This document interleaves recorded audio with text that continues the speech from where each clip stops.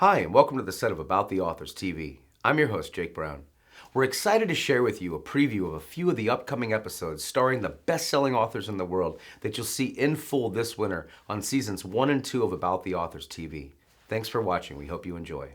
You know that probably 90% of what you end up doing is happenstance and serendipity, right? Okay. Well, I had written 3 trilogies, that's 9 frickin' books for Putnam, and that's why they had brought me over. And this was in the early 90s. And I was really getting burned out to my toes and went back to Texas for a family reunion.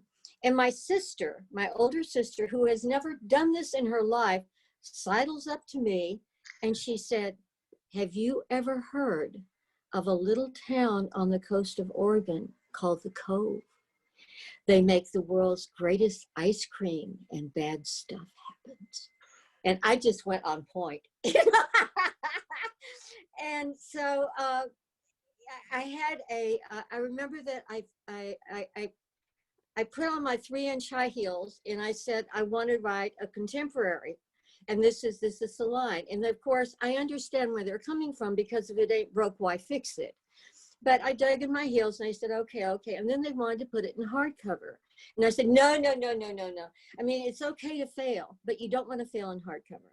So they brought out the Cove, I believe it was in 96 or 97, in paperback. And it just went wild. It just went absolutely wild. And one of the reasons was the incredible cover. You know, a cover is incredible because it's copied then for 3 years. So you know it was a good cover. And I made him an FBI agent for no other reason than I said, well, let's make him an FBI agent. Every story is a crime story and every story is a love story. So it was very fun to put in the male kind of, this rough, tough FBI profiler. I put him in, honestly, because I knew where I wanted the series to go, which was eventually for Taylor to join him in the FBI, which is not what happened because of the best laid plans, right? And things never go the way you think they're going to go. But I love, obviously, the juxtaposition of her having this guy in her life and trying to hide it from her team, and the conflict of total conflict of interest being involved with somebody that you work with.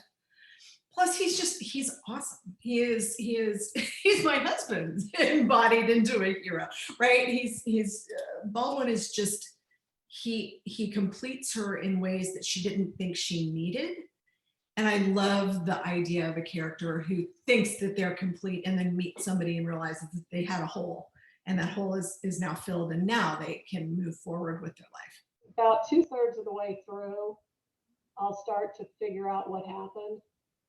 And it is more of I'm not deciding what will happen, but there's this moment of, that's what happened. And it's a little disconcerting when to rely on that happening every time. But I'm just finishing up my 6th, I think, and I've just given in to that.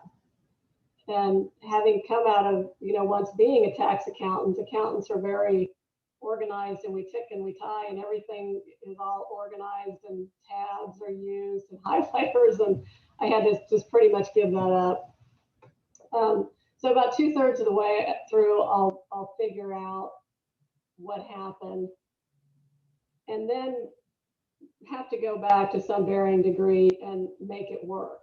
Sometimes, especially in a mystery and suspense, you have to lay in or leverage things given what the ending is going to be. It's kind of a combination of two things. One of the great things about thriller writers is once a year, every year for years, we would go to the New York City FBI offices. And I was totally blown away by the fact that assistant directors, department heads would come and talk to us. I would think, oh my God, are we worth your time?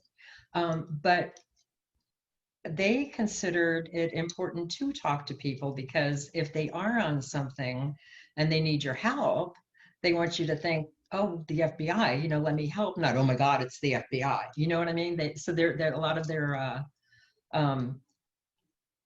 feelings had to do with that.